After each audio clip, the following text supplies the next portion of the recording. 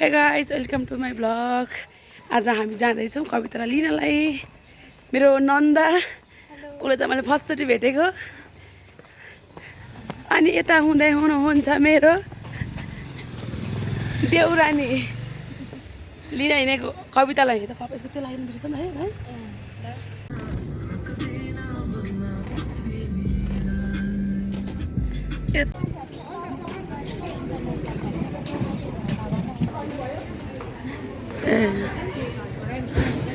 एयरपोर्टमा आइसकेको छौँ हामी होइन। हाम्रो बाजा गाजाहरू यता हुँदै हुनुहुन्छ। यता हुनुहुन्छ हाम्रो बाजाहरू यता हुनुहुन्छ। सुत्यो नि।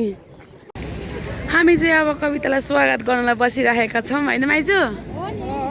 माइजू कतिको खुसी हुनुहुन्छ त? हुनुहुन्छ? तपाईँ कतिको खुसी हुनुहुन्छ? मेरो भ्लग पनि बोल्दिनँ है सबैजना। माइजू कति खुसी हुनुहुन्छ तपाईँ? धेरै। मेरो छोरा नानीसँग छ। क्यामेरामा हेर्ला नरेश बाबुको मेरो हातमा चाहिँ बुकी आइसकेको छ। माइजूको बुकी। माइजू तपाईँ कतिको खुसी हुनुहुन्छ छोरी आउँदाखेरि? एकदम खुसी।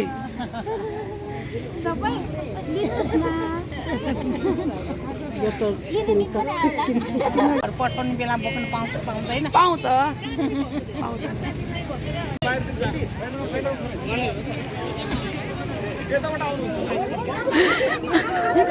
ठिक छ पछि एक दिन हामी साट्ने छौँ। अहिले एकछिनमा साट्ने छौँ। दिदी बोल्नुहुन्छ भने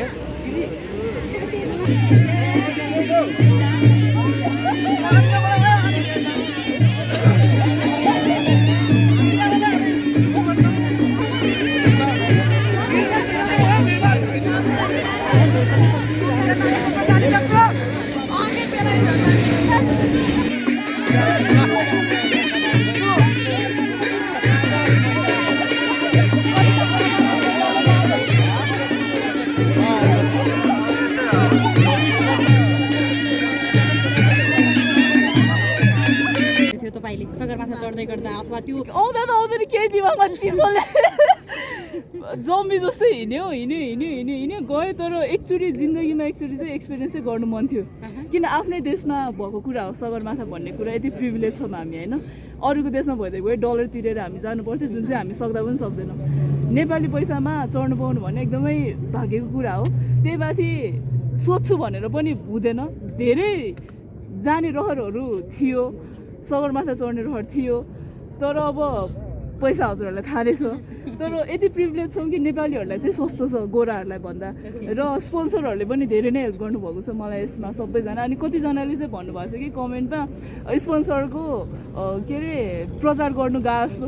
मेरो सपना पुरा गर्नको लागि मेरो हरेक पाइलामा सपोर्ट गर्नुभयो नि त उहाँहरूले। त्यसैले मैले उहाँहरूलाई थ्याङ्क यू त भन्नै पर्छ। स्पोन्सरलाई प्रायोरिटाइज गरेर थ्याङ्क यू भनेको थिएँ कि।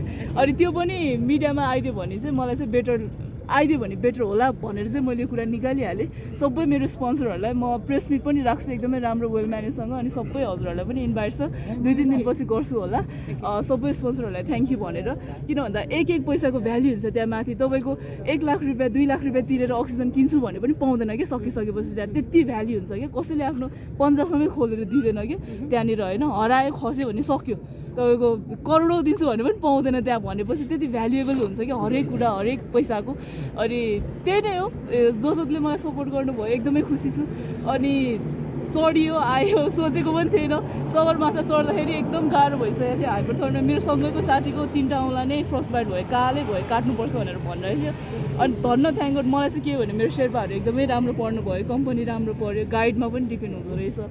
अनि त्यही हो हिमालको टाइगर चाहिँ शेर्पाहरू नै हो। इफ मेरो शेर्पा दाइ नभइदियो भए चाहिँ म पनि सकिन्थेँ होला माथि। त्यो चाहिँ हो।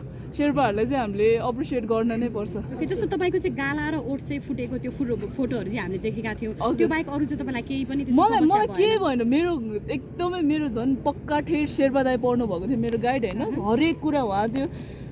माथि क्याम्पमा चुरोट खाएर म अक्सिजन लाएर बसिरहेको थिएँ त होइन।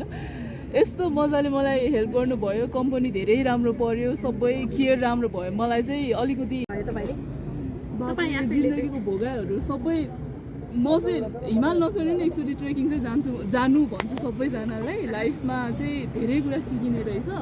आफूलाई धेरै कुरा गरेँ, धेरै कुरा सिकेँ जस्तो लाग्थ्यो। अनि बुगिएको इन्सिडेन्ट पनि हजुरहरूलाई थाहा नै सबै कुराहरू होइन। हजुरहरूले यति माया गर्नुभएको, सपोर्ट गर्नुभएको थियो, सबैजना आउनुभएको थियो बुगिमा पनि, मलाई यसरी सपोर्ट गर्नुभएको थियो मिडियाहरूले।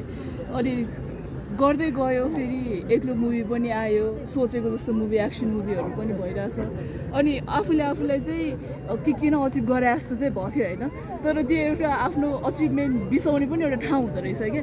जब म सगरमाथामा पुगेँ टुप्पोमा, आफू त केही पनि भएन जस्तो लाग्यो क्या। अनि आफ्नो अचिभमेन्टहरू पनि हुन्छ नि, त्यो आफ्नो त्यो एउटा सक्सेसको भाग बिसाउने ठाउँ हुन्छ नि।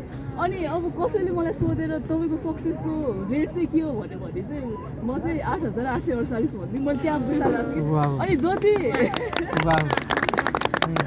अनि जति म तल झर्दै गएँ होइन, त्यति आफूलाई त्यो हुन्छ नि सानो यहाँ आएपछि त कस्तो रित्तो फिल भइरहेछ कि अब फेरि बिगिनिङदेखि स्टार्ट गर्नुपर्छ। अब के गर्ने होला, सबै त्यहाँ बिसाएर आइसक्यो होइन। अब त्यो मनको त्यो भारी कस्तो हल्लुका भएको छ कि त्यो उडेको जस्तो पनि भएको छैन। आफूलाई झन् सानो फिल भएको छ। अनि हिमालले चाहिँ आफूको भनेर ठाउँमा चाहिँ ल्याउँदो रहेछ कि मान्छेलाई, आफूको भनेर चिनाउँछ। अनि त्यसपछि एउटा ठाउँ देखाउँछ। उचाइमा पुगेर आफूलाई चाहिँ कस्तो देखिँदो रहेछ? सबैभन्दा उचाइमा पुगेर आफूलाई हेर्दा चाहिँ कस्तो देखिँदो रहेछ? अब आफूले एक त ऐना थिएन त्यहाँ है, फोटो खिच्छु, सबमिट फोटो खिच्छु भनेर अक्सिजन निकालेको त म त घुम्न थालेँ क्या। त्यहाँ त अक्सिजन पुग्दैन नि त, रिकर्ड लगायो। अनि सकेन दाइ, म त अक्सिजन निकालेर त फोटो खिच्न सकेन भने अनुहार चिनेर भन्थ्यो, तिमीलाई त सर्टिफिकेटै दिँदैन भनेर क्या। मेरो त आहा त चिन्छ नि दाइ भनेर म अक्सिजन लगाएर मैले सबै सबमिट गरेँ। म चाहिँ सकेन, त्यहाँ अक्सिजन निकालेर बस्नै सकेन। कति समय बस्नुभयो तपाईँ माथि?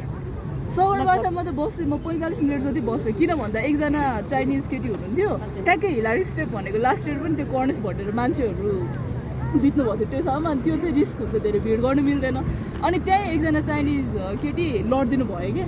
अनि बिहोस उठ्नु भएन। अनि शेर्पाहरूले उहाँलाई चाहिँ रेस्क्यु गरेर घिसार्दै लग्नुभएको थियो। अनि आफू जाने कुरा भएन। अनि बरु पिकमै बस्छु भनेर आनन्दले अक्सिजन पनि थियो मेरो दाइसँग। अनि 45 मिनट आनन्दले ढुक्कसँग बसेँ, चाइना हेरेँ, नबुझेँ पहिला चढेको हिमाल हेरेँ, नोत्से हेरेँ म आउँदैछु भनेर। त्यो छुट्टै त्यो रमाइलो मजै छुट्टै छ त्यहाँ माथि। परिवारको याद चाहिँ कतिको आउँदो रहेछ? आउँदैन परिवारको याद आयो भने त एक खुट्टा नि माथि चाड्नु मन लाग्दैन।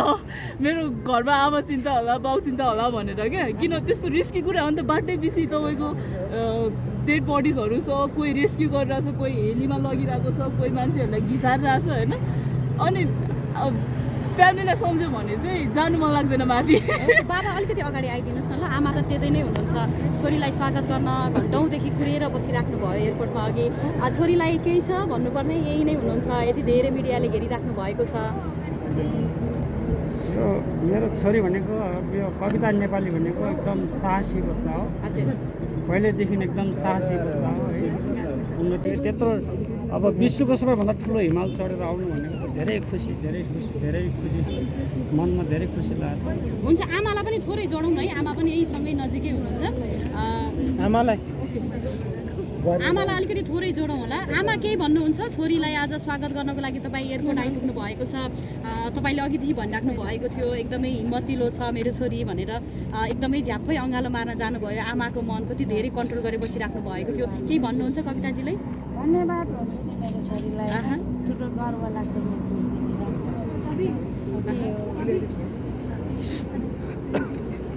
ओके, अरू केही छ? छोरी सबै छोरीलाई अब धेरै ठुलो काम गर्यो, ठुलो उन्नति गर्यो। धेरै धन्यवाद भन्छु। आशिष लागोस् भन्ने। ओके कविताजी, अब बिहानदेखि भोके पनि हुन्छ, पुरा दर्शकलाई के भन्न चाहनुहुन्छ अन्तिममा? त्यस्तो कसैले यस्तो कुरा गर्नु थिएन मेरो उद्देश्य। रहर थियो एउटा, पुरा गरेँ। सपोर्ट गर्ने मान्छेहरूले सपोर्ट गर्नुभयो, माया गर्ने मान्छेहरूले अझ पनि माया गर्नुहुन्छ, कमेन्टहरू गरिरहनु भएको हुन्छ। हजुरहरू कमेन्ट देखेर एकदमै खुसी लाग्छ, साथ र माया देखेर। यसरी नै गरिराख्नु होला, माया सपोर्ट। अनि त्यही नै हो, केही छैन। हजुर सबैजनालाई पनि धन्यवाद। अनि थ्याङ्क यू लास्टमा थ्याङ्क यू सो मच सबैजनाले आइदिनु भयो। Thank you. अनि अडियन्सहरूलाई पनि सदैव हजुरहरूलाई